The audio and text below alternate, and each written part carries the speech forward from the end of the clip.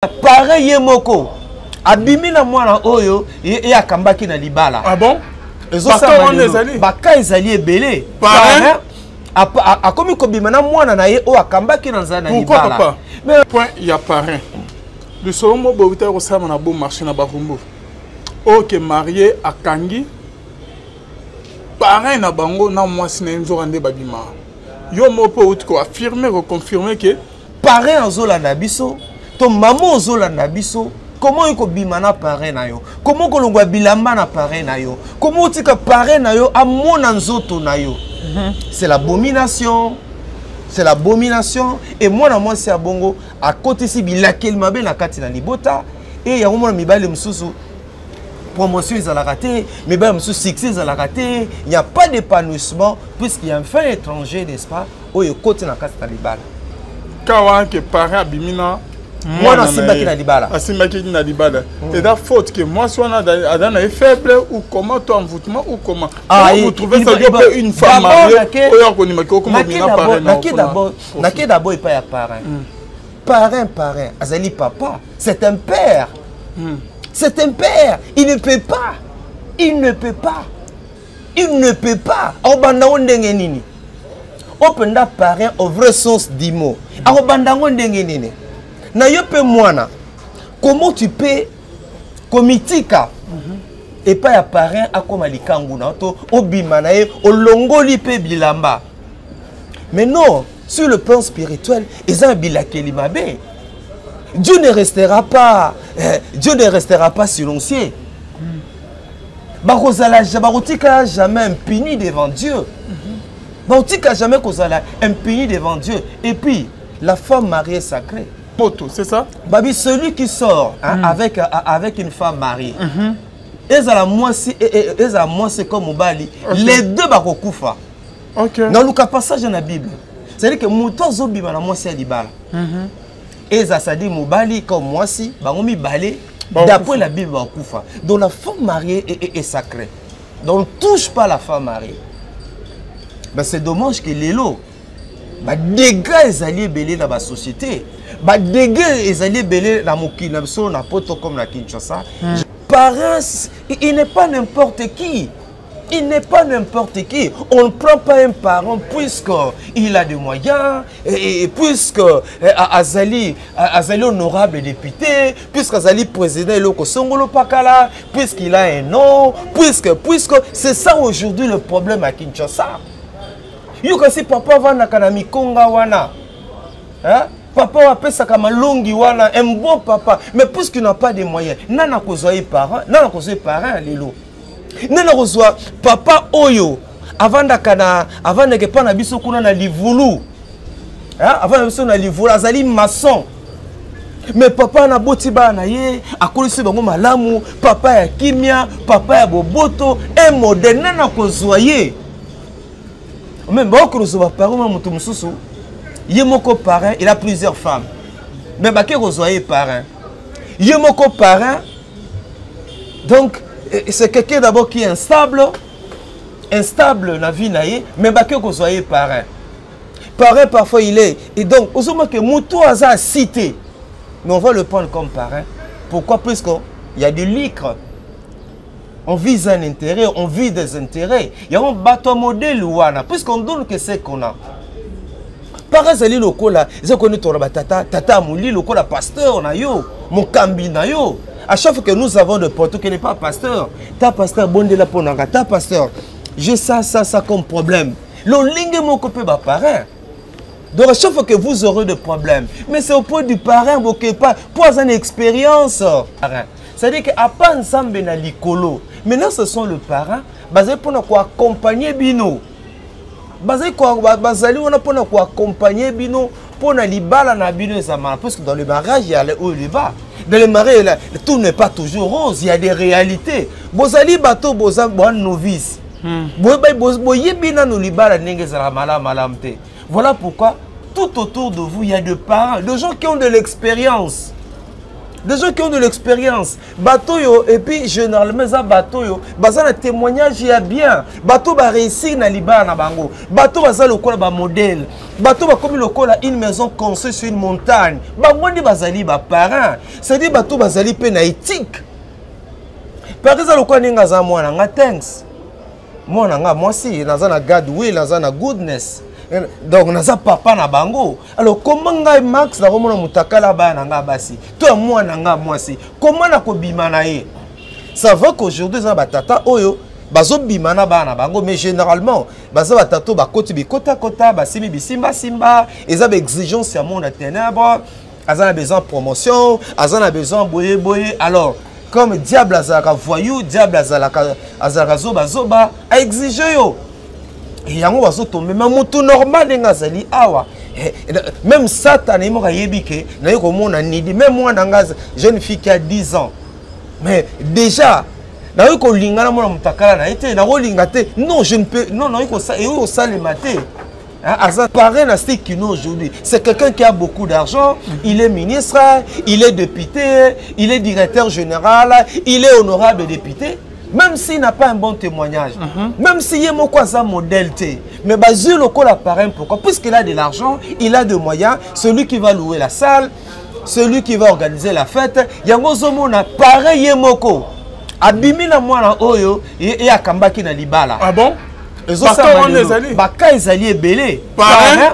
A comme kobima na mwana na ye o akambaki na nzana libala. Pourquoi papa? Mais comme je viens de le dire là.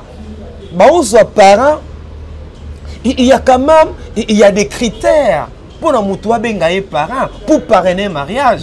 Mais l'élo, ce n'est plus le cas. Les gens voient plus ce qui frappe aux yeux. Allah tera bien, Azana Kara bien, en soutenir mariage, à louer salaire, boye.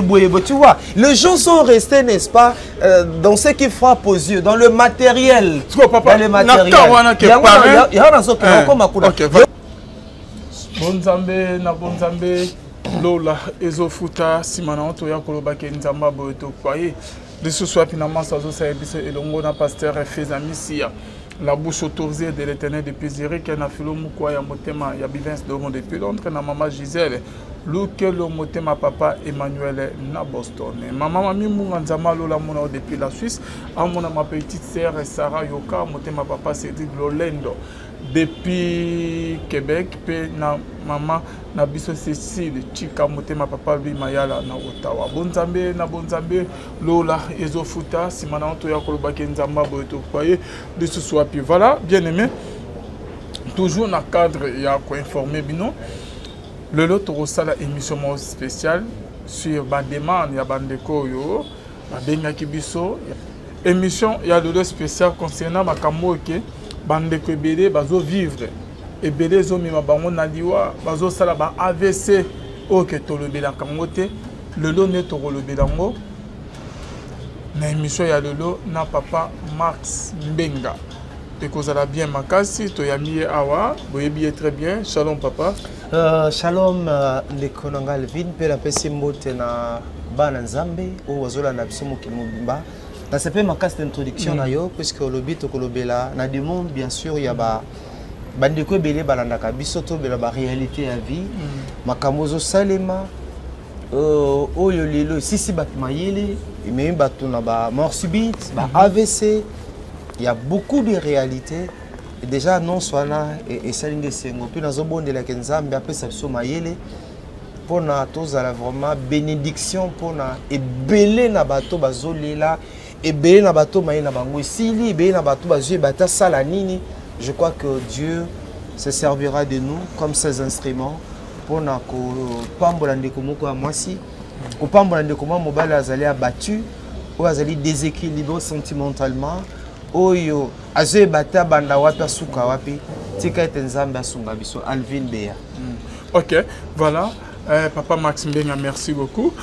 To côté déjà na sujet il y a émission na biso papa Max Mbenga ba makambo ebele papa tozomo ba mariage ebele ba ndeko bazo balana ba jeune ba mariage ebele lelo ba ndeko mi bazo sala ba mariage au mona ba lors ya ba mariage na bango di ba de salami kitoko ba dépense ba ni bazo umela pété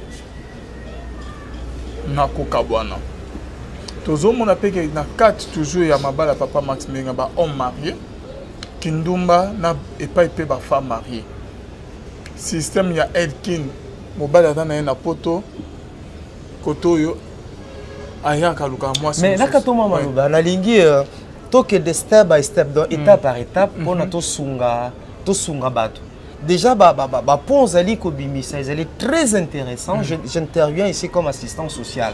Alors ils tellement intéressant que to que step by step pour na to sunga libota na nkolo. Si je bien comprends par exemple elo ka liboso le bezali que qu'est-ce qui fait que lelo il y a beaucoup de cas de divorce dans mariage ba jeunes. N'est-ce pas? C'est ça la préoccupation. Merci Alvin pour na mutuna une question intéressante, fondée. Je me dis que les lots, c'est maman nabiso, papa nabiso, au moins à 50 ans de mariage, 45 ans de mariage, nouni. Mais les lots, tu as remarqué qu'au moins ma belle jeune, babali les lots, une année après, bakabwani, mais après 1 mois de mariage, bakabwani. Le pourquoi de ces choses? On répond peut-être à 2 volets, 3 volets. Et là, quand les c'est que le mariage, bien que cela soit l'institution divine, bien que c'est Dieu lui-même qui a créé le mariage, mais les diables n'aiment pas le mariage. Les diables combattent le mariage de Calvin. Les diables combattent le mariage. Pas le diable a dit que l'ibala est l'institution en Zambé. Lorsque l'homme et la femme sont unis, vivent dans l'unité, dans l'amour, dans la collaboration, dans la franchise, la gloire de Dieu va se manifester. Les diables, tout en les sachant, voilà pourquoi on a l'élo, Jean 10:10, les diables ne viennent que pour voler, dégorger, détruire. C'est comme ça qu'on a ma balle et belé, léo, mélaté. C'est le plan de l'ennemi. Mais aussi, il y a d'autres aspects. La plupart des jeunes ne sont pas préparés pour le mariage. C'est aussi important. La plupart des jeunes ne sont pas préparés pour le mariage. Les lots de ma famille, la famille africaine, tout est tabou. Combien de parents parlent de la sexualité responsable? Combien de parents parlent de la sexualité responsable à leurs enfants? Nabano bakoli. Les enfants aujourd'hui apprennent les tout à l'école. Et puis la ndenge moko ya mabe. Or, et sengeli biso le quoi ba parents, biso le quoi éducateur, ko solo la kana bana na biso, ko conscientiser bana biso, ko lobela bango makambo ya vie. Donc bana beba jeune belé ba kota na libala, baza préparé té. Ils pensent que mariage ya kaka sexe. Mariage même la sexualité en question, apprendre yango pété. Ba notion de sexualité té. Comment est ça les makaté na libala? Bakota na libala na ba idée moko erroné. Ayoka ke moninga na lobaki, ayoka ke o lobaki, mais yé batangi siété. Même ba parents o bazo ke nokozwa. Aujourd'hui beaucoup de gens prennent le parrain. Parrain les leurs alliés parrain les leurs alliés sponsors. Parrain na Stikino aujourd'hui, c'est quelqu'un qui a beaucoup d'argent, il est ministre, il est député, il est directeur général, il est honorable député. Même s'il n'a pas un bon témoignage, même s'il y a un modèle, mais basé le col apparent pourquoi? Puisqu'il a de l'argent, il a des moyens, celui qui va louer la salle, celui qui va organiser la fête, il y a un pareil moko. Abimi na mwana oyo et akambaki na libala. Ah bon? Baka ezali belé. Parrain a comme kobima na mwana na ye o akambaki na nzana libala. Mais comme je viens de le dire là, aux parents, il y a quand même des critères pour les parents pour parrainer un mariage. Mais l'élo, ce n'est plus le cas. Les gens voient plus ce qui frappe aux yeux. Allah te bien, Azana bien, en soutenir mariage, à louer salaire, boye. Tu vois, les gens sont restés, n'est-ce pas, dans ce qui frappe aux yeux, dans le matériel. Dans le matériel. Il y a un jeune Bela Bali. 2 mois après, qui préparait nous partions au village. Il y a ce qu'on appelle l'initiation. Initiation zaka occultisme ezali magité mais bamboko komona bakoko bokovanda bopembeni ya moto bazomela mwa ntsamba na bango baza kolia liboke Mokuluta Pandi, moi Liboka Ngolo, Lituma Pembeni, baza ko enseigner na ba jeune, bazola ki sabango, ba vivana mobali ndengeni, ba vivana mwasi ndengeni, tout ça. Mais aujourd'hui, et puis même dans nos églises, la plupart de nos pasteurs se sont faits de généralistes, c'est-à-dire que de know-all, ba yebi nyonso, ils connaissent tout, mais non. Tu peux être pasteur, mais ndeko kingande asali conseiller conjugal makambo na zoloba awa na yekoli yango no babiloba lobate nasali conseiller aussi conjugal na yekoli yango, vous comprenez? Mais mutu mso yekoli makambo na te ayebi yango te, puisque le pasteur l'économie c'est lui, biologie ezaye, éducation chrétienne ezaye, nyonso azo banga kobimisa ba frère mususu o bazana ba capacité, pourquoi bango ba yebana ba kotia bango ka.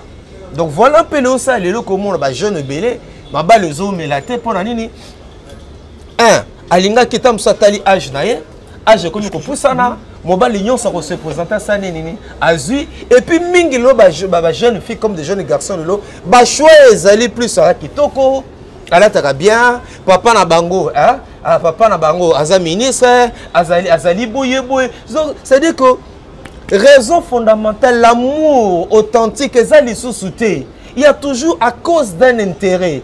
Les gens se marient à cause des intérêts mondains, des intérêts, n'est-ce pas? Les intérêts de ce monde. Il y a un bango ezali erroné. 1 mois, 2 mois, 3 mois, papa ça nini. Libale kabwani. Papa Max, aussi mis surtout point il y a parrain. Le second mot bobita ressemble na bon marché na barumbo.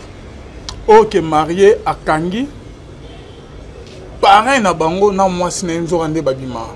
Yo mo po utiko affirmer reconfirmer que ba parrain misusu babima na ba na bango, c'est ça?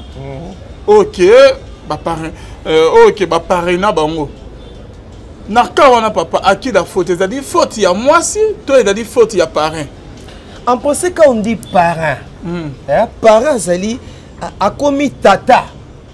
À part attendre toi baladi babi par exemple ndeko John Famba na maman Bélange basé par exemple parrain à libala ya ndeko Alvin Beya basé ba parrain, c'est à dire que à part ensemble na likolo maintenant ce sont le parrain basé pour quoi accompagner bino basé quoi basali on a pour quoi accompagner bino pour na libala na bino zamana, parce que dans le mariage il y a le haut et le bas. Dans le mariage tout n'est pas toujours rose, il y a des réalités. Bozali bateau bozan bon novice. Voilà pourquoi tout autour de vous il y a des parents, des gens qui ont de l'expérience. Des gens qui ont de l'expérience. Bateau yo, et puis généralement ça bateau yo, bazana témoignage il y a bien. Bateau va réussir na libara na bango. Bateau bazala lokola ba modèle. Bateau va comme lokola une maison construite sur une montagne. Bangondi bazali ba parents. C'est-à-dire bateau bazali pe na éthique. Par exemple lokola ninga za mwana nga thanks. Moi aussi, naza na Godwill, naza na goodness. Donc naza papa na bango. Alors comment ngai Max na komona mutakala ba na nga basi. Toi moi na nga mwasi. Comment na ko bimana ye?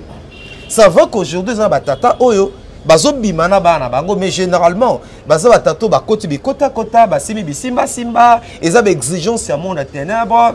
Azana besoin promotion, azana besoin boye. Alors comme diable azalaka voyou, diable azalaka zoba a exigé yo. Et yango bazo tomber même mutu normal ngazali awa. Même Satan il m'a yebike na yeko mona nidi, même moi nanga jeune fille qui a 10 ans. Mais déjà na yeko lingana mona mutakala na été na ko lingate. Non, je ne peux non yeko ça et au sale maté. Azan a droit déjà, surtout que le 20 novembre, c'est un grand jour pour les assistants sociaux, les éducateurs, et ça, mon colo, les jours anniversaire, adoption, à convention relative aux droits de l'enfant. Donc vous comprenez que parents, il n'est pas n'importe qui. Il n'est pas n'importe qui. On ne prend pas un parent puisqu'il a des moyens, et puisque Azali honorable député, puisqu'Azali président Eloko Songolo Pakala, puisqu'il a un nom, puisque c'est ça aujourd'hui le problème à Kinshasa. Yukasi papa wana kanami konga wana. Hein? Papa va payer sa kamalongi wana, un bon papa, mais puisqu'il n'a pas de moyens, nana kozoye parent, lelo. Nana reçoit papa oyo avant de que pas na biso kuna na livulu avant de faire livre azali maçon. Mais papa na boti ba na ye akolisi bango malamu, papa ya kimia, papa ya boboto et moderne na kozwaye. Même beaucoup de parents mutu mususu yemoko parrain, il a plusieurs femmes. Mais ba ke kozwaye parrain. Yemoko parrain. Donc c'est quelqu'un d'abord qui est instable dans la vie naïe, mais ba ke kozwaye parrain. Parrain parfois il est et donc osoma que mutu aza cité. Mais on va le prendre comme parrain. Pourquoi? Puisqu'il y a du lucre. On vise un intérêt, on vise des intérêts. Il y a un bateau modèle puisqu'on donne que c'est qu'on a. Parrain, c'est le local. Ils connaissent tata mouli, le local pasteur, mon cambi na yo. À chaque fois que nous avons de portes qui n'est pas pasteur, ta pasteur bonde la ponanga, ta pasteur. J'ai ça comme problème. Le lingue mon copé ba parrain. Donc à chaque fois que vous aurez des problèmes, mais c'est au point du parrain, vous ne pas pour une expérience. Et le cas de ton étudiant, soit appelé son TP, au Kokate, n'a que le cas une deuxième licence. Pourquoi? Il y a déjà phonétique, voilà. On a G1, a linguistique générale, on a G1. Tout ça, a didactique générale, on a G1. Alors, donc, il n'est pas naïe à Edenga. Pour, dans la confiance, il y a déjà Yaya. Mais aujourd'hui, ce n'est pas le cas. Il y a un parrain, bon, ça va désordre. Bah, Panzi Mabala. Bah, comme il y a un parrain, il y a un sponsor. Sponsor. Donc, reste que émission, sincèrement, je ne m'étais pas préparé dans genre émission, mais je me dis, si tu dois continuer comme ça, nous allons aider beaucoup de gens. Puisque le lot mambo est tali mambo, il y a la réalité à vie, bah te belé bazana ba problème, bah na pote belé bazali kolela, ah bazali kolela, et je sais que ce genre d'émission, ça va aider beaucoup de gens. Merci beaucoup Papa Max, mais on répond à la question par rapport à Kawa qui paraît à Bimina. Moi, je suis na libala. Na libala. Et la faute que moi, soit on est faible ou comment toi envoûtement ou comment. Ah, vous trouvez ça une femme mariée. D'abord, il pas y parrain. Parrain. Azali papa. C'est un père. C'est un père. Il ne peut pas. Il ne peut pas. Il ne peut pas. Obanda ndenge nini. Openda parrain au vrai sens du mot. Obanda ndenge nini. Na yope mwana, comment tu peux komitika et pas ya parrain à comme alikanguna to obimanae olongoli pe bilamba. Mais non, sur le plan spirituel, ils ont bilakeli mabe. Dieu ne restera pas silencieux. Bakozala barotika jamais impuni devant Dieu. Barotika jamais kozala impuni devant Dieu. Et puis la femme mariée sacrée. Papa, la femme mariée, au bout passage mon attend dans la Bible, dans le Lukango. Et passage on est bandi sanga. Moi ça dit dans net que makala moto, c'est ça? Babi celui qui sort avec une femme mariée. Et à moi c'est comme Mobali, les deux bakokufa. OK. Dans le passage dans la Bible. C'est-à-dire que moto zobi na moi c'est libala. Et ça dit Mobali comme moi si, bangomi balé. D'après la Bible, donc la femme mariée est sacrée. Donc on ne touche pas la femme mariée. Ben, c'est dommage que les lots, dégâts les alliés belés dans la société, dégâts les alliés belés dans mon kinamso, na poto comme la Kinshasa. Je crois que dans les émissions Oyo, et que sunga la biso batata, et la biso ba maman, tout se ressaisi, tout comprendre que parents en zola nabiso, ton maman en zola nabiso. Comment il bimana parrain na yo? Comment kolongwa bilamba na parrain na yo? Comment tika parrain na yo a mon nzoto na yo? C'est l'abomination. C'est l'abomination. Et moi na moi c'est à bongo à côté si bilakel mabe na kati na libota et ya mo mibale msusu promotion ils la raté, mibale msusu succès ils la raté, il n'y a pas d'épanouissement puisqu'il y a un fait étranger n'est-ce pas? Oyo côté na kati na libala. OK, moi c'est à côté na kati na libala. Oui oui. Et même à conséquences. Mais oui, mais papa, dans l'objet, comme je viens de te dire là que ils ont mal à mingité. Ils ont des coups, il y a autre chose que nous tous appareils qui sentimenté. D'abord, le quoi bananza babonde là. Kosenga bananzambe, kosenga lisumi na kolo, nzamba fongolo miso, pour que tu fasses un choix judiciaire, un choix qui n'est pas axé, qui n'est pas assis sur le matériel, sur ce que nous voyons. Hein? Pour ce qu'on dit le lot pareil à ma baie, puisqu'on donne que ce qu'on a. Donc il y a des conséquences. Moi aussi, à l'année pour finir n'est pas pareil comme tu n'as niveau que Abimanaye. Papa n'a pas enchaîné question n'a sous question mususu. Et là qu'on est ok le lot bachène bazo bala na mingi, bande bazo bala na mingi papa. O est-il na mi bali to basse na infidélité. Et na basse musu bazo ba que non, badadi ko satisfaire bangote et pas mi ba na bon ya on est pousser bamba comme tu niveau que babimana mi ba musu di banda.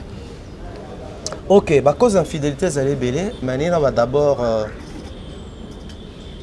Et lokoyo, ils ont même appelé infidélité ma casse. Mais d'abord, ça c'est toute une émission hein, sur la cause d'infidélité. Depuis un certain temps, on a remarqué, je ne sais pas s'il faut l'appeler encore mariage ou quoi. On a remarqué par exemple à Kinshasa, surtout mis la milia pasteur. Pasteur à Kinshasa, moi si na bana bazana poto. Et moi, personnellement, je ne peux pas encourager cela. Et ça a des conséquences belées. Au moment où pasteur Nakin, moi, si je suis à Poto, lui, il est à Kinshasa. Même si au moment où Asali Awa, une année, il est ici. À un téléphone, on soit là-bas. Quand on soit là-bas, on a Poto dans le téléphone. Ce qu'on soit là, moi, si on a Poto dans le téléphone, ils ont une assurance. Ils ont une assurance. Pourquoi? Puisque mobali o azali azan nzoto nzoto azana mai azana sentiment. Puisque à un certain âge, même si tu chasses les démons, so l'amour qui n'a tongo sentir que nzoto ki mobali et ça la alléluia. Donc ata o chassa ka ba démon. Mais à un moment nzoto no ya ki mobali o no sala alléluia et ko manifester. De même aussi pour moi si. Moi si va na poto kuna une année yo mobile ozana Kinshasa. Chérie ça va comment là-bas les enfants mais yaza kuna na poto. Une année, 1 mois, 2 mois, 3 mois, 4 mois. Az atambola appela bato balinga ba mona kae ba sepela kana malgré le pété au tien na musapi. Généralement constat est que awana Kinshasa pasteur soit ndeko wana. Akoyaka de même aussi moi sur na poto pour que monsieur les kabata poto be wala na biso et l'homme se peut na remarquer mingi na niveau bato poto tata za na poto atiki mwasi na bana na poto ye aye na Kinshasa ko s'installer soit il est venu pour une mission de service ou encore il est dans ses affaires. Donc je ne peux pas venir avec toute la famille ici. Il y a un poto, moi si na ba na poto, il y a tata aye awana Kinshasa. Mais moi si parfois peut 3 mois yé, m 6 mois yé, moi ça zo ya. Mais qu'est-ce que nous avons remarqué? Tata o ya oti na poto, o tiki moi si na ba na poto, ya yé awana Kinshasa, constate zalike. C'est vrai. Et ça ba o bazo tambola bien, gloire à Dieu, nous les encourageons, bravo. Mais ça là ba oyo ba zupe ba Elkin. Moi c'est à ce jour na Kinshasa. Kwa na poto za na madame azana bana o bazako na poto, mais puisqu'il travaille ici au Congo, précisément à Kinshasa, azali na poste songolo par poste politique ou bien azab activité na ye, azab affaire na ye, les enfants étudient là-bas, il reste en Europe avec son épouse, papa. Lui est ici à Kinshasa, mais parfois, quelquefois, de manière sporadique, la femme peut venir à Kinshasa, aïe, awa, 5 mois, 3 mois, une semaine. Mais quand cette femme-là n'est pas ici à Kinshasa, cet homme-là, de manière générale, bazui ba bureau à Kinshasa. Bazui ba bureau awa, comme ba jeune fille na biso, baza faible devant bato a poto, alors balingi mbongo. Alors, c'est comme ça que et belé pe bazo sakana bango, bazo zwa bango, puisque maman a na poto. Alors on a téléphone na papa 6h à 6h. Papa zali awa. Et ba dégâts ezo salema mingi. Et ezo me mapé suka ba divorce. Au komona kaka comme Nzambe, c'est lui qui a institué le mariage, c'est lui qui a créé le mariage.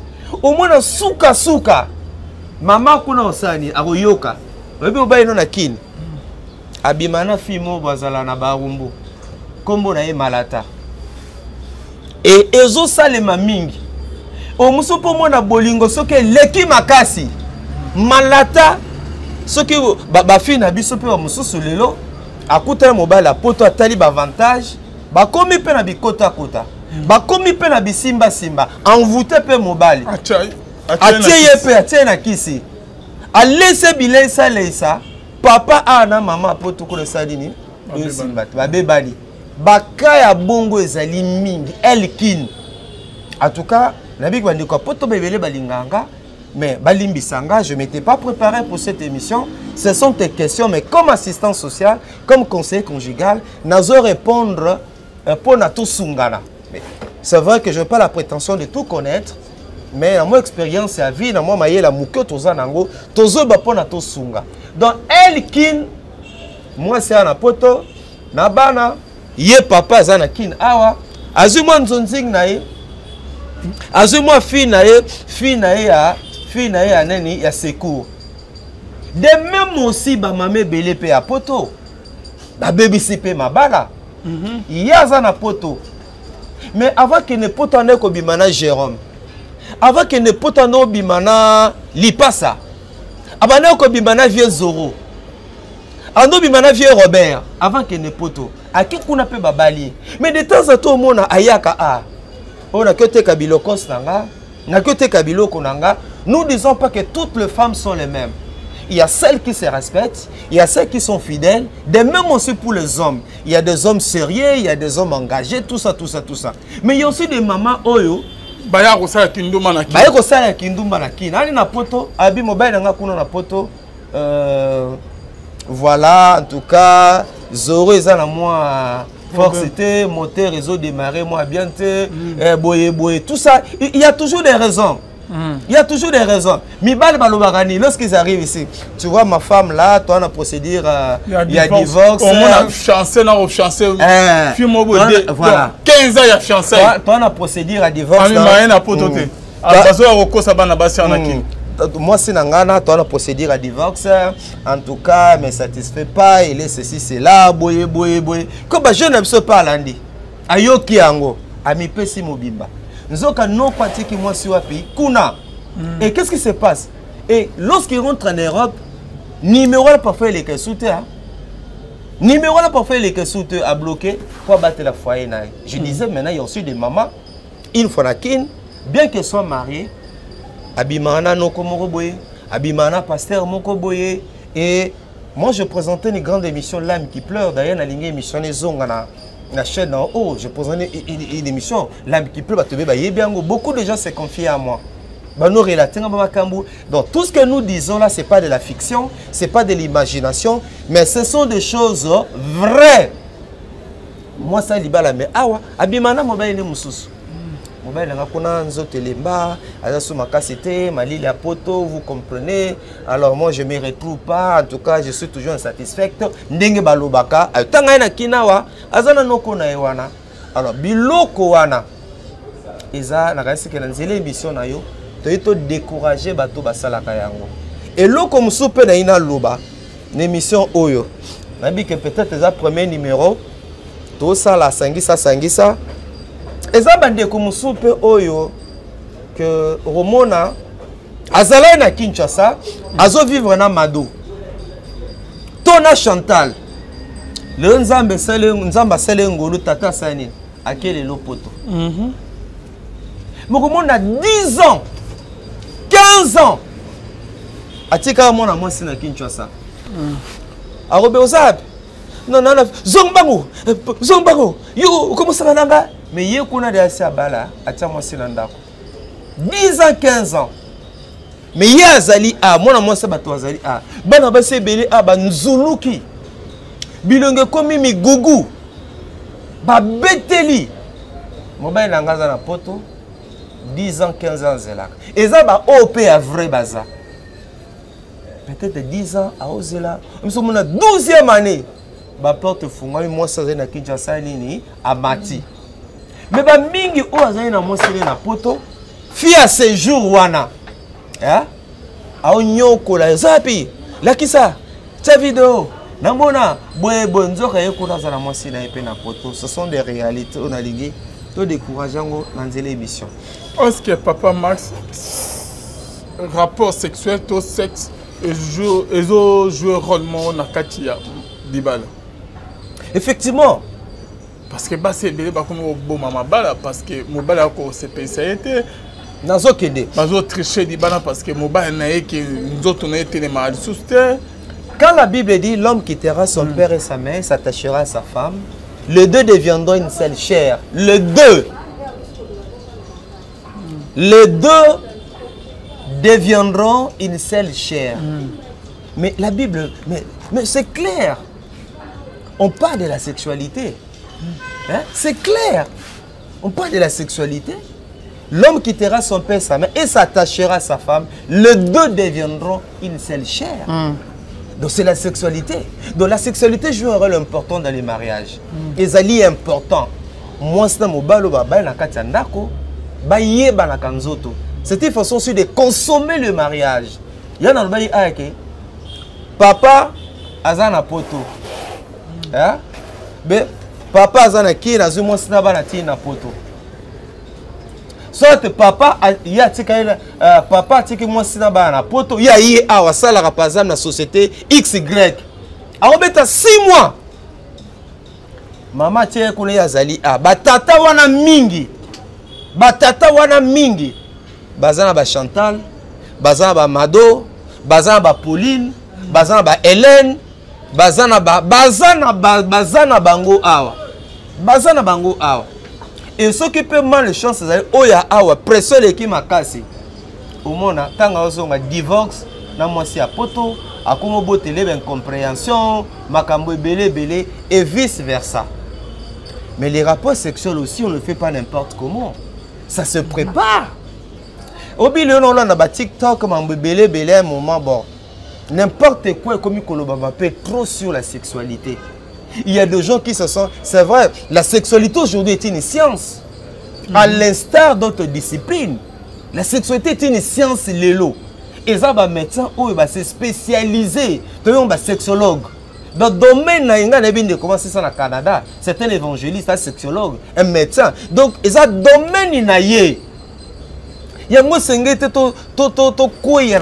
réseaux sociaux, n'importe qui aujourd'hui, mais non. Il y a de faux enseignements sur la sexualité et puisque les gens ne sont pas qualifiés. Mais papa, comment vous trouvez ça qu'une femme mariée, parce que azo ko spécialité dans le niveau de sexe. Le lobaka ya insatisfaction sexuelle eza moins mingi na mabala na Kinshasa comme la poto. Mais d'abord, qu'est-ce qui se passe ces derniers temps? D'abord ba jeune. Oh non babalité.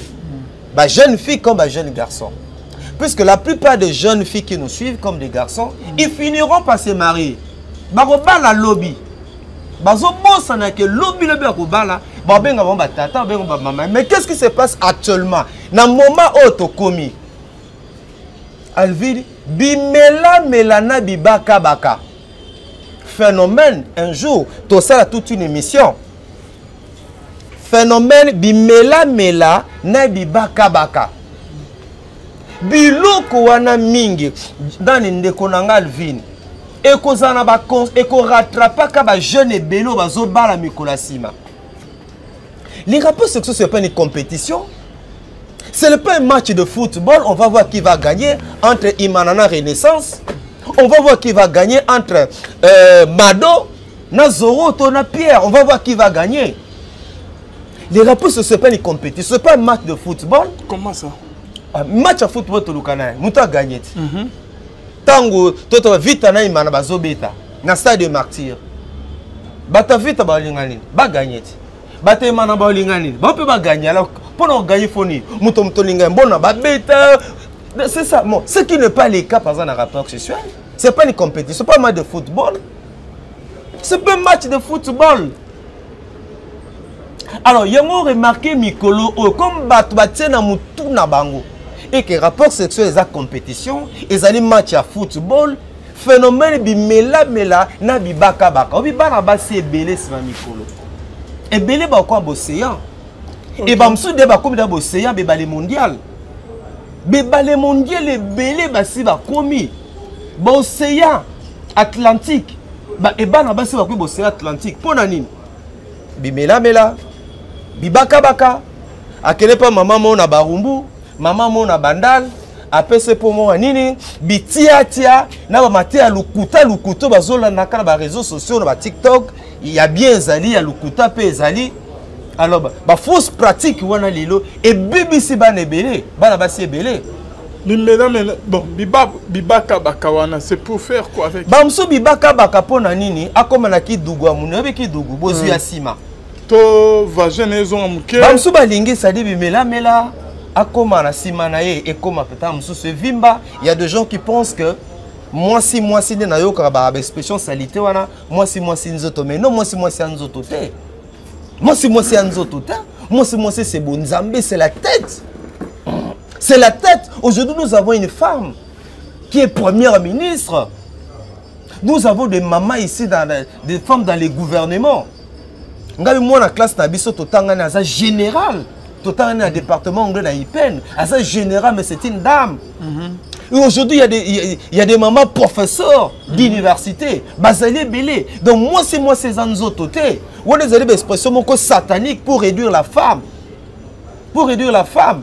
Alors ça là-bas on connaît que moi si faut si mané vimba, tous les a ceux qui ndenge nini, yango ba keba chirurgie esthétique côté, bibaka ba côté, bimela mele côté. Mais bilo quoi nous surtout bazo salango mais il y aura des conséquences obi que ça na bana basi mususu avandi boy so a telemi mais kao yoko mususu mona lati jeans bo mais na kata jeans atia biloko belé pourquoi pour comme balé mondial ba concert lukuta mobile dans na poto abika zoya oya samedi alaxa mobile na yeke nzoto ne za muke eza bien. Atia, bibaka baka, kotisa, tout ça, vous voyez, ces histoires-là, mais ça va vous détruire. Et ça détruit déjà. De même pour nos garçons, les lots. De même pour nos garçons, les lots. Les jeunes bélos, ils qui la bango mawa. Tabo comme na âge na biso. Tabo comme na kibotata na bango. Mais basi na bango ba malheureuse. Pourquoi? Ba petit Mikolo yo. Comme l'État peut contrôler les alités, n'importe quel côté dans la pharmacie, n'en a besoin qui se sont au pakala. Et bah petit belé par rapport sexuel bah ça la Mikolo. Ils ont triqué. Ils ont triqué. Ils ont bon ça. Petit amibali les belos au monde. Bazo sangi sabi mela mela de 2-0. Belé bah kitamata. Kota ba kombote. Natanga te OK. Tota ba kombote. Ba petit belo zomona abika kobimana na copine na 18h a triqué déjà match. Amélie oy.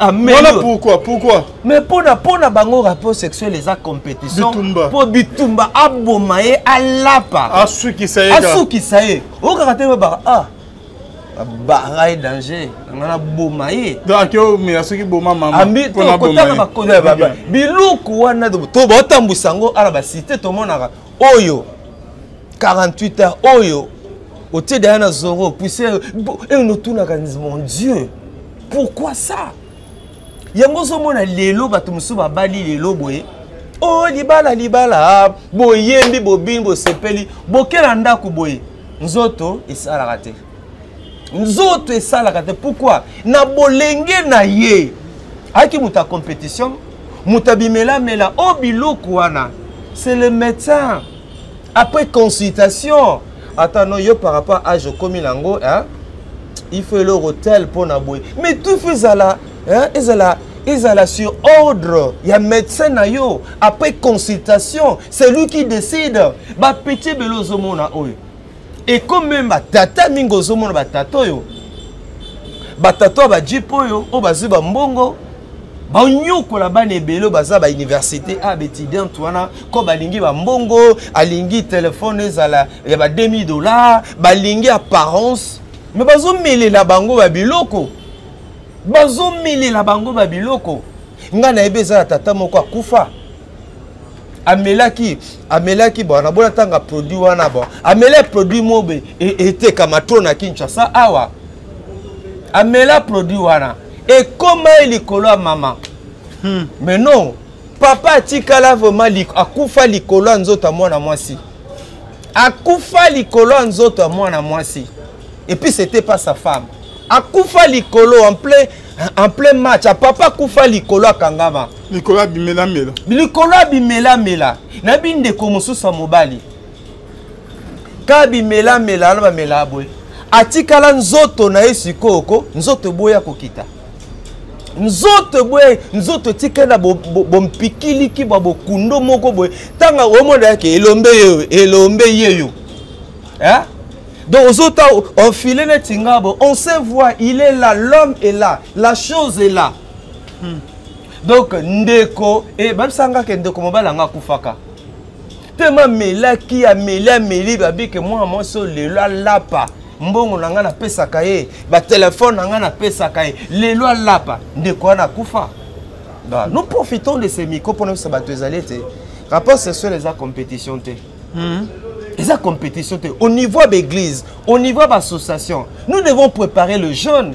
Na ba bilenge a mwinda, na ba structure ezali belé à tout préparer ba jeune. D'ailleurs biso toto une église catholique, tondo que ne retraite libala mwinda.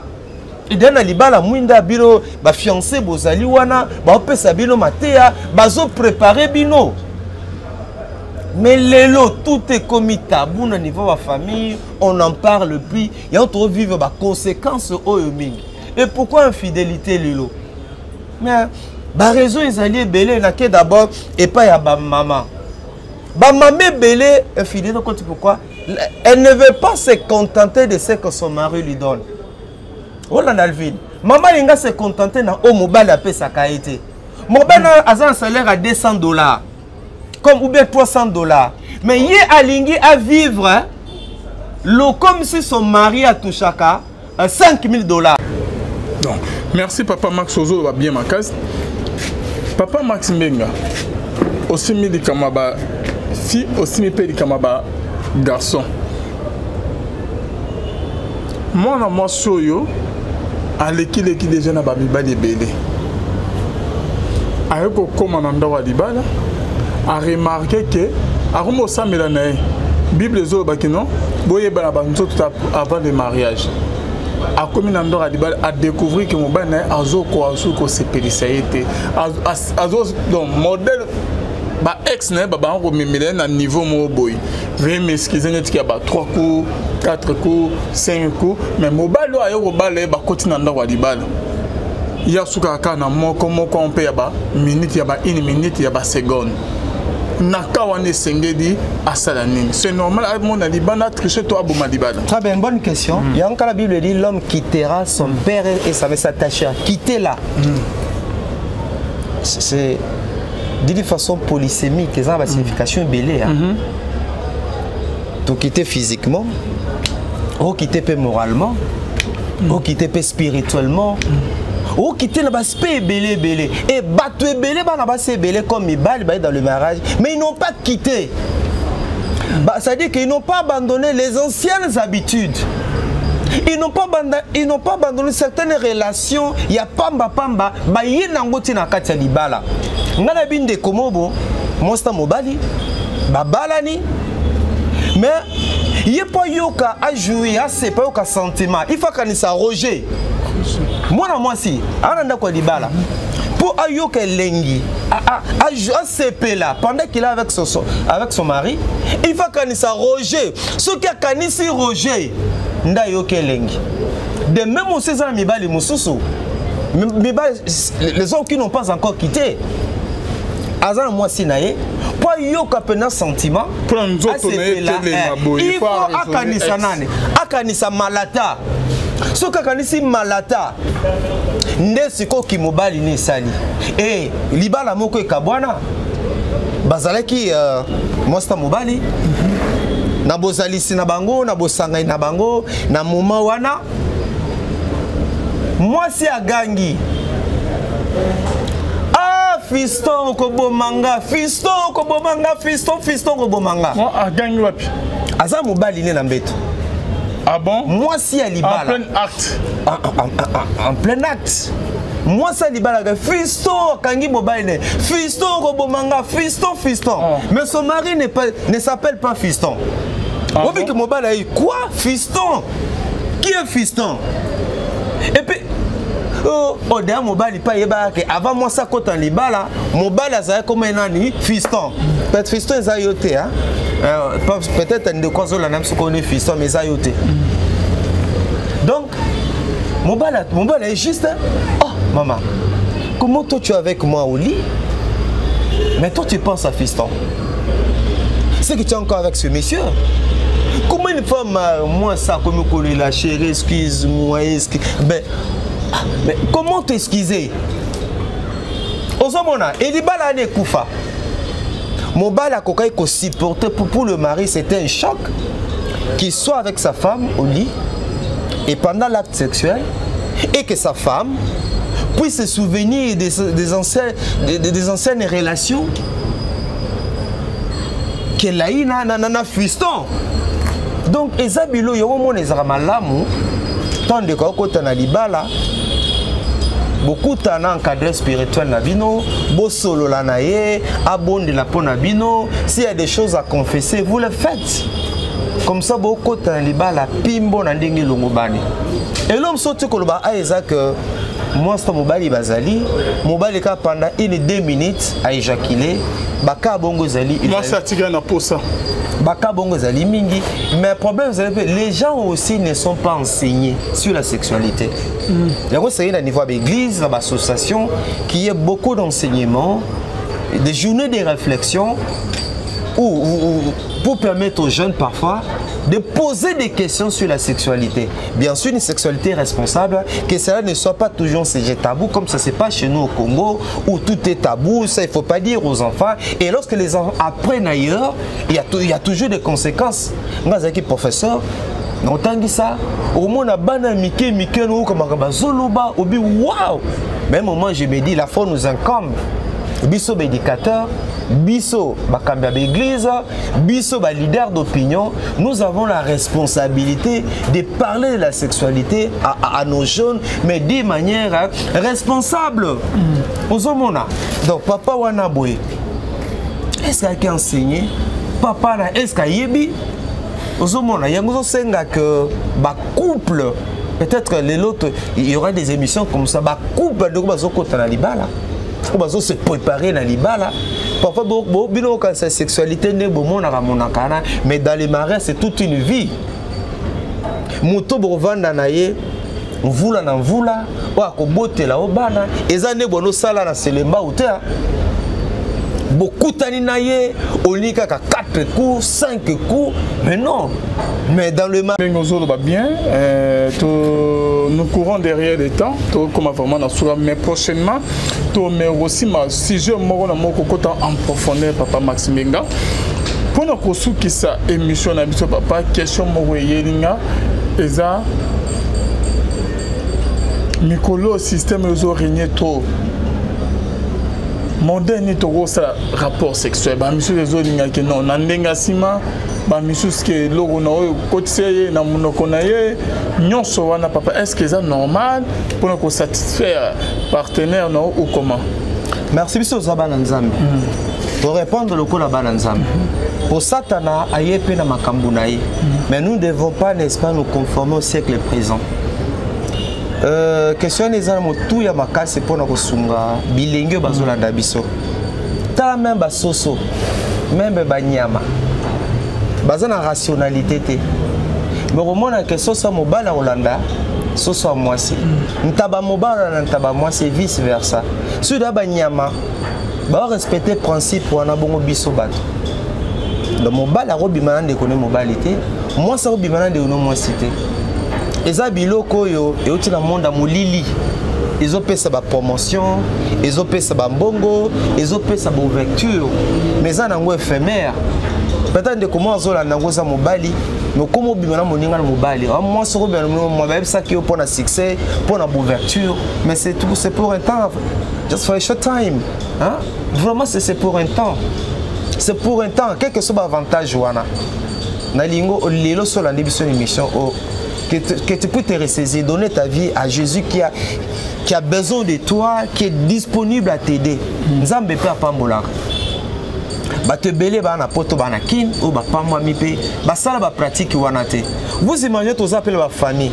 Mais famille aux autres là et moi na bisa comment pédé. Moi na bisa comment lele. Ba Hollanda o.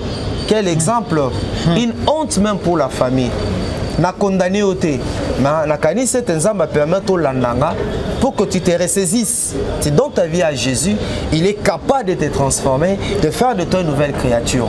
Lilo sala matozo la babiloko oyo ndoko nzota mobile ke na munoko na matoi na zolo. Mais un cadre idéal te. Ce n'est pas le cas de propice. On est dans Nzamba sala. Nous autres mobile ego les kanamunorote. Nous autres mobile ego contre matoite. Nous autres mobile ego contre la zolote. Nous autres d'abord de comment moi si à se confier pananga kala. Dans cas d'émission dans la multiplaire, abane ko bimana général moko. Et avec ce général a tikala jamais ko pénétrer dans voie normale. Toujours par derrière. Toujours pas derrière général Wana. Et puis, Azaka Mwasi Alibala.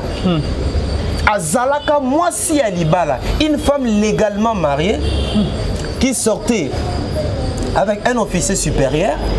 Oyo, na ba rencontre na bango nyonso. Azalaka kaka ko pénétrer dans nzela asima. Et la femme était venue me voir.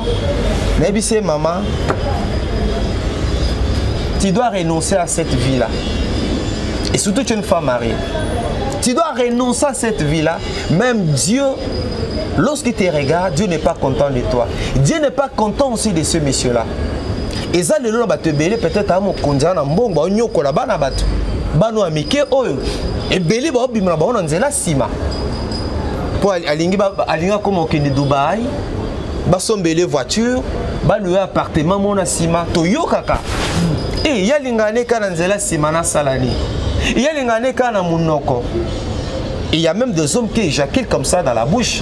Et puis dans la base sur Bamila. Tu vois donc, toute pratique dans ce pédem balasematolo belango. Toute pratique là n'honore pas Dieu. Même cela n'honore pas notre société.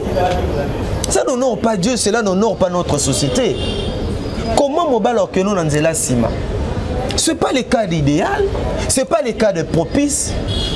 Nzambe asala eloko so Nzambe asala eloko nzungu na nzungu na mofini kunango so lingo lia fufu alvino ota fufu na munoko jamais ota fufu na matoi jamais mutamela sauce atiango na zolo to na suki so balambelo ponda limbondo batenke manakati ponda limbondo ko tiango na munoko même ata mulili atala kangi misu mulili na omona te so na zuka pondo musaka na otango na munoko na otango na munoko jamais na pondo musaka na tiango na suki jamais pondo musaka na otango na nzela sima ekota na munoko. Donc mais c'est simple hein, ezali simple. Mais comment yo muto nzamba sali o kama tanzota mobile o tiango na munoko. Et le pas. Et au Salema, même parfois chez les enfants de Dieu, dans les milliers chrétiens, ça se passe. On fait baranzo ta mobile. On l'aime la ranzo ta mobile. Et yo, au moins, on va tata mususu. Un homme marié na moi si naye. Alingi kaka nanzela sima. Na sala nini? Mais c'est mon mari. Il y a lingi kaka bongo. Na sala nini? Na bata libana. Mais non, il faut renoncer. Ça, je demande aux femmes mariées, aux victimes de Makambo, elles doivent renoncer. C'est qu'il y a un esprit. Il y a quelque chose qui ne va plus chez ton mari. Mais lorsque vous êtes marié, il ne se comporte pas comme ça. Il ne le faisait pas de cette façon-là. Mais tout d'un coup, le monsieur change. C'est qu'il y a un esprit. Il y a quelque chose. Il y a un vent nouveau dans votre couple. Donc, vraiment, Nzambe, Alvin Nzamba Pambola, je ne m'étais pas préparé. Tu m'as pris à pied levé. Mais j'ose croire que nous avons été une bénédiction pour des milliers de gens qui nous ont suivis. Nous n'avons pas la prétention de tout connaître. Mais lobby oyo, na moi maye la mouké oyo, tozoa qui na ba cours, le quoi conseil conjugal, le quoi l'assistance sociale. Bien que ça domaine na kalasel en souté, mais lelo tu m'as surpris dans ma question na yo. Si on a choqué des gens, bon, je suis persuadé qu'on n'a pas choqué les gens. Par contre, il y a des gens qui ont été bénis dans l'émission Nabiso, Nzamba Pambolabino. Na succès pour nous, été le 20 novembre. Ils ont communé pour Nabiso médicateur, pour Nabiso assistants sociaux. Ils ont dit Mokolo Oyo. Vous avez connaît ça, adoption, il y a convention relative. Il y a droit de l'enfant depuis 1959 je crois. Donc dans l'occasion où il y a l'assistance sociale, il a interpellé le gouvernement Nabiso. Et ça la passe ça la ngama watana tambola kananzela na mona ka bana bazana balabala bana bako senga biso ba otozo kamba ba orphelinat lokola ba kambe ba orphelinat ezali mawa l'État congolais azatana centre d'hébergement mon côté. Mais biso nzambe la marane pe bande comme sous bazola na biso au bazana orphelinat. Mais la canisse c'est l'État congolais doit nous prendre en charge. L'État congolais doit nous payer. Ba au bazana pour babi valeur et assistance sociale. Mais si au Congo assistance sociale donc à l'autre côté. À l'autre côté. Comment expliquer que l'État congolais a un orphelinat? Biso to za orphelinat. Bofuta biso te. Même moi, qui a Béli, Bana Baza Maxité, Baza John T, Papa Alvin T, Baza appartenir à l'État congolais. Lorsque nous allons dans les hôpitaux, nous payons. Le Toza, mercredi, Toza l'émission, le Bezala qui mardi, John est là, Tola qui est à l'hôpital. Nous avons bientôt 2 ans, Grady. Sérieusement malade, nous sommes allés dans un centre quoi bien, consultation $10, examen $45 et traitement, il faut donc dans 5 jours au moins dans le traitement donc il y a pourquoi mais il y a $100. Mais tout ça c'est nous qui payons. Je me dis mais est-ce que c'est normal? Est-ce que c'est normal? Nous saluons l'initiative de la gratuité. Même la gratuité, il y a maternité, c'est bon. Mais pour nous, nos centres, ils ont reconnu dans l'État congolais. Ils ont voté la loi. Ils ont une université orphelin, soins médicaux, ils ont orphelin. Et ils ont œuvré dans certains sociaux. Comment on ne peut pas nous payer, nous qui sommes des partenaires de l'État? Aucun homme vieillard. L'État, le 1er octobre de chaque année, le monde entier célèbre la journée des personnes âgées. L'État n'a que 2. Hospice, on les a mis balai. Où ils ont face à RTNC, là où ils ont qui tambour. Mais que nous, qu'à degré à solo, à Mbindo, où ils ont la kuna. Donc, à l'occasion de la journée à l'Élo, tout l'ingaba en abisso, tout ça l'isaba en abisso. Bano bazana balabala. Baza ba talent, ba potentiel. Tolinga bango. Il y a des enfants, moi je connais des gens qui étaient dans la rue, mais aujourd'hui ils sont des responsables. Nabine de Komora na balaba, les lois sont députés. Tout négligé bangoté. Et nos structures, nos orphelins existent par le peu de moyens que Dieu nous donne, et aussi les gens de bonne volonté. Et là, ce qui se pour nous le pasteur au bako, bakotina na musala oyo. Et belé bazo sala soni. Tozo bappelle les belé. Natina kimbongo basombelanga lopango natina ka matériel ezomona na te et ça la soni que ce travail est à la copité à la business te mbale belé sekonanga la quand je vois des gens qui viennent de l'Europe devant toi mine de comment à la Belgique John Fombaza témoin Abin on va dans la famille na bisote on va en orphelinat il est resté chez nous à l'orphelinat. Oh, écoutez, nous pas bien, papa et pas nabiso. Bateau, parfois les gens mauvaise conception orphelinat. Orphelinat a foulouté. Et ce sont nos enfants. Oh, et les salles se retrouver dans la situation. Tout l'ingabango, tout ça les sabango, l'État a des moyens, l'église, l'association, les gens de bonne volonté, soutenir yango. Voilà un peu le message. L'engin dans le bas. Et aussi, bandeko bazoteka ba prière batika yango ndeko Alvin na bana lobele suma ba église té mais à un moment ça fait mal bandeko belé bazana poto bazolela. Dernièrement, aujourd'hui même, il y a une maman, en France, maman, d'après moi, c'est pour la deuxième fois. Azo tombé calme à beaucoup de prophètes batté ba prier. Maman, pour la première fois, balia yombongo. Au tinde les sous mbongo, balia mbongo. Avant la bonne de pona, au tinde là d'abord offrande. Mais non, de Calvin. Boyete s'il vous plaît, bande konanga. Boyete vraiment. Boyete basali nzambe. Boyete nabi ke mboke za na nzala. Mboke za na pasi, mais quand même éthique.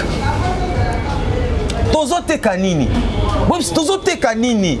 Ndeko na za na pasi za na Paris, za na Belgique, za Alanio.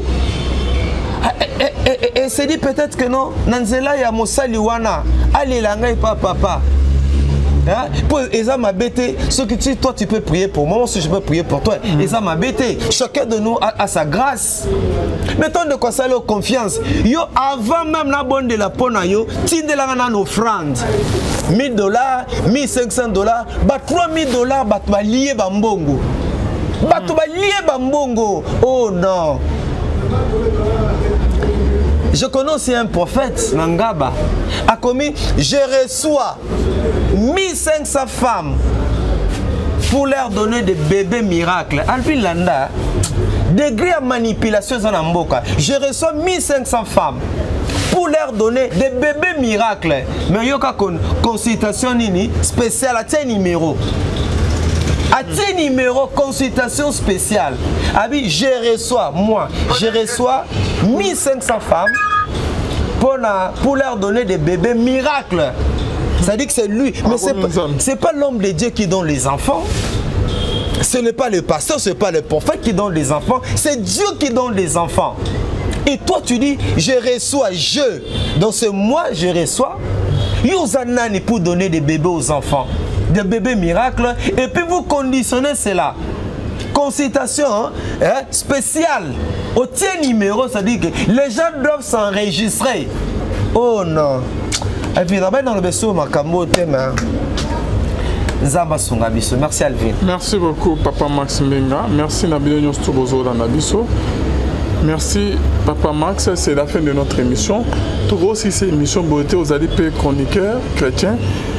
Maman Lombongo a donné un événement, un grand concert à niveau à Paris. Le 8 décembre, le Lobani Noko, le Bana Bandeonion Stubozo Nabiso. Nous avons encouragé, c'est une bonne initiative. C'est la balance de la Sobipai na Bipai. Nous sommes disponibles.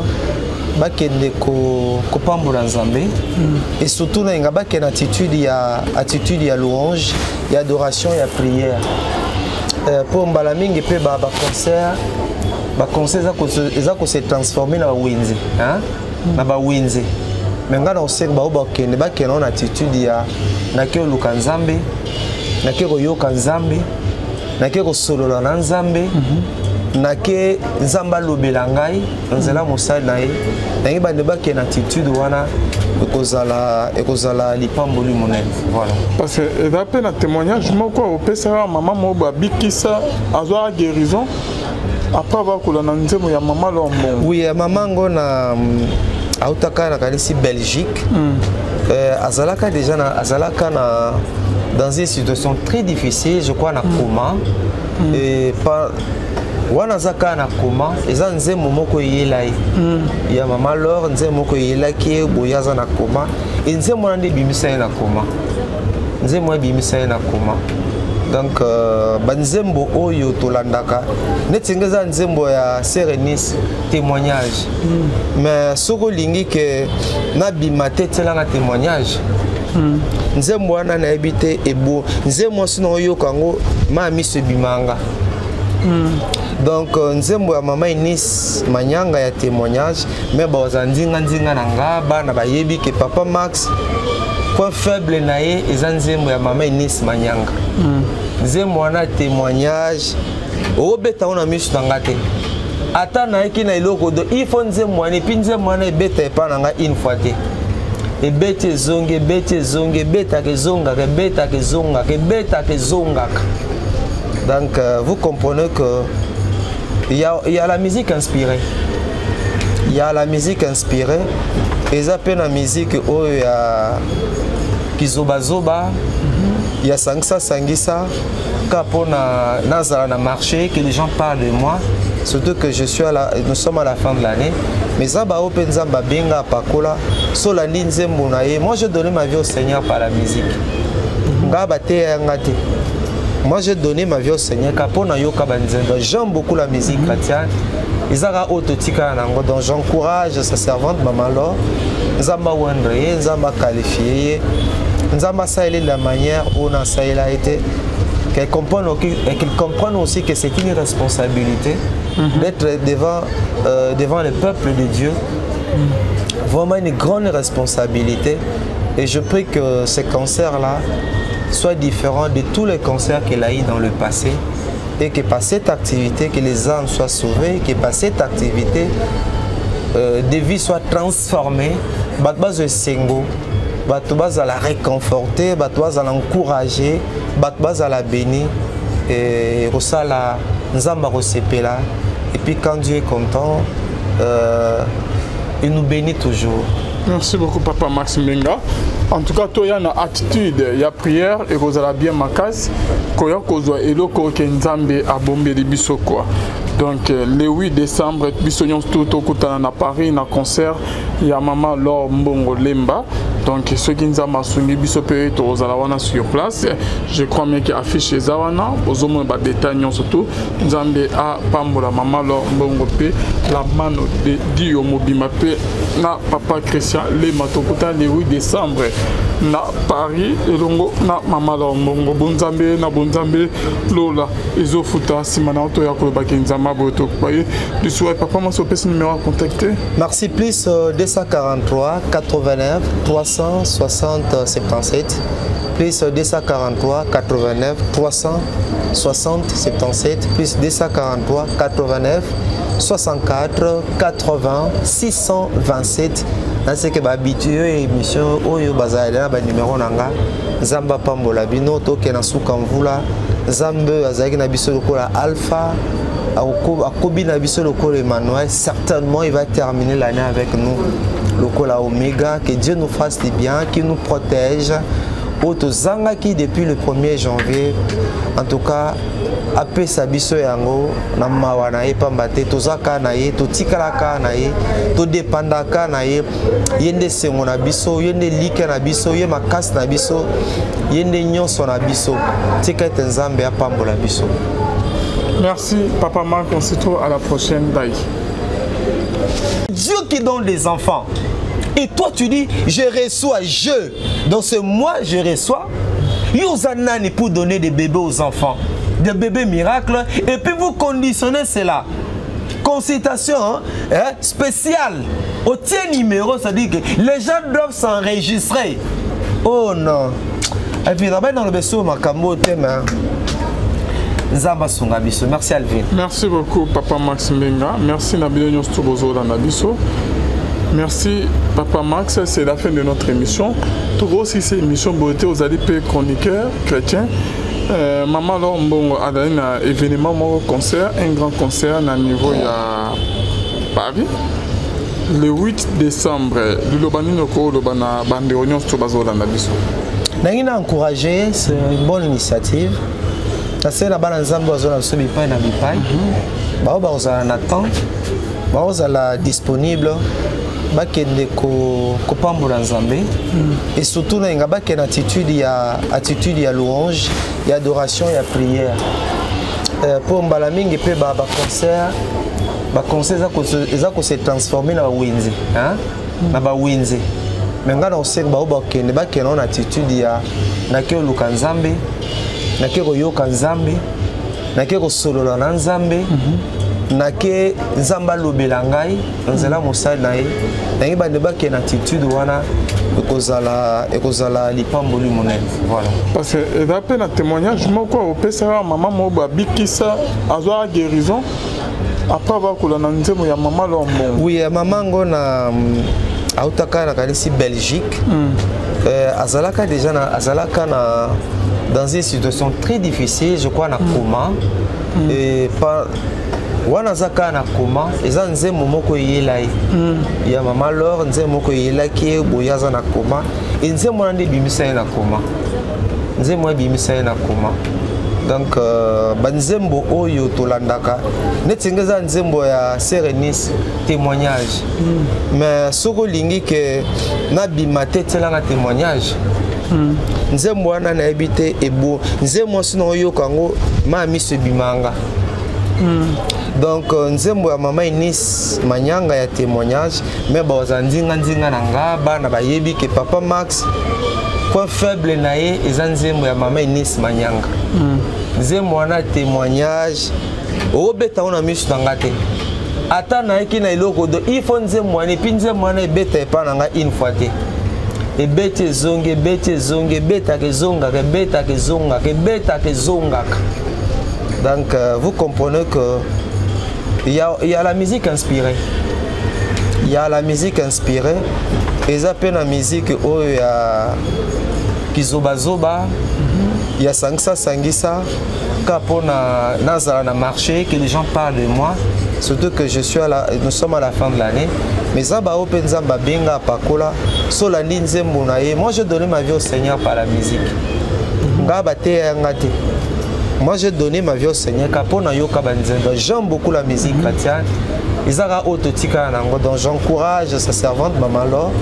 Nzamba wandre, nzamba qualifié. Nzamba saïli de la manière où on a saïli a été. Qu'elle comprenne aussi que c'est une responsabilité d'être devant le peuple de Dieu.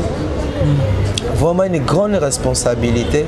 Et je prie que ce cancer-là soit différent de tous les cancers qu'elle a eu dans le passé. Et que par cette activité, que les âmes soient sauvées, que par cette activité, des vies soient transformées. Batbaz de Sengo. Batbaz à la réconforter, Batbaz à l'encourager, Batbaz à la bénir, et Rosala Nzamba Rosepela. Et puis quand Dieu est content, il nous bénit toujours. Merci beaucoup Papa Max Menga. En tout cas, toi, il y a une attitude, il y a prière et vous allez bien ma case. Quand il y a kozwa eloko ke Nzambe a bombé les biso quoi. Donc le 8 décembre, bisognon tout au kutana na Paris na concert, il y a maman Laure Mbongo Lemba. Donc ceux qui nous ont soumis biso pe to ozalawana sur place. Je crois même qu'il affiche les awana, ozomo ba détail surtout. Nzambe a pambola maman Laure Mbongo pe la mano de Dio Mobima pe na papa Christian le matokuta le 8 décembre na Paris et longo na maman Laure Mbongo bonzambe na bonzambe lola ezofuta simana auto ya koloba kenzama boto kwaye du soir papa moi so pese numéro à contacter. Merci plus 243 89 360 77 plus 243 89 360 77 plus 243 89 64 80 627. Dans ce que habitué émission oyo bazala ba numéro nanga Zamba pambola bino to ke na suka mvula Zambe azaki na biso lokola Alpha akobi na biso lokola Emmanuel. Certainement il va terminer l'année avec nous lokola Omega. Que Dieu nous fasse du bien, qu'il nous protège. Auto zangaki depuis le 1er janvier. En tout cas après sabiso yango na mawana e pambate tozaka na ye to tikalaka na ye to dépendaka na ye yende sengo na biso yende like na biso ye makasi na biso yende nyonso na biso tika Nzambe apambola biso. Merci Papa Marc, on se retrouve à la prochaine. Bye.